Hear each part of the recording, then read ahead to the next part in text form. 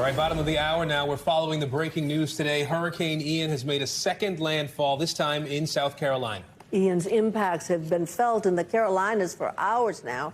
Strong wind and heavy rain are pounding the coast. Life-threatening storm surge is also a major concern, just as it was in Florida. At the same time, we're getting an up-close look at some of that devastation in communities like Fort Myers and Sanibel Island in Florida.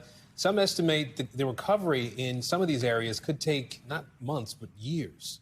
We do have a team of reporters on this for you. Let's get right over to meteorologist Bill Karins first here. Bill, the official landfall at 2:05 this afternoon Eastern Time. Walk us through where we are, what we can expect in the coming hours. I think everyone is happy to get this on shore finally, right? I mean, we've been tracking this thing for 10 days, ever since it was approaching the Leeward Islands. And we knew it would be a threat. And obviously, Cuba got hit by a Category 3, Southwest Florida Category 4, and now Category 1 landfall over the top of Georgetown. So this will weaken quickly. There's not a lot of backsides to this storm. I mean, I wouldn't doubt if the sun comes out where it makes landfall later on for a nice sunset. There's barely even any rain on the backside of this storm.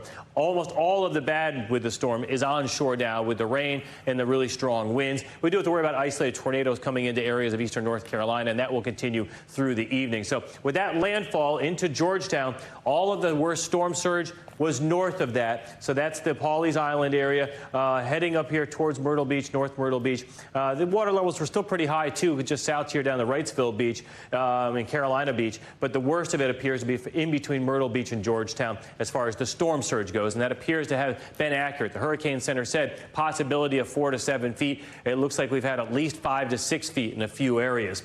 And so that's the position now. That's heading inland. So we got past the high tide at 11:18. So it didn't hit at the peak of high tide, but it was pretty close. I mean, the tide only came down about 6 to 12 inches in some cases. So the high water level was very significant. And that's why we have dunes that are overwashed. That's why we do have water in some houses. And that's why you're going to see some damage out of this. The next high tide isn't until 11:31 this evening. But by then, the storm is heading towards Charlotte. And the winds will be so weak that we shouldn't have any problems with water later on this evening. The winds will stay up. Now we're going to start to watch some of those higher winds moving inland. So we'll have a chance of power outages in interior South Carolina. So far, so good. Fayetteville just had a gust of 47, so that's when you start getting some branches down. But we can deal with these 30 and 40-mile-per-hour winds. We'd like to keep power on for as many people as possible, but still gusting to 60 in Charleston. Still some of the strongest winds that we've had. And I did mention that threat in eastern North Carolina. The threat for you is heavy rain, flash flooding, getting into the rivers and the creeks, and eventually into the Neuse River.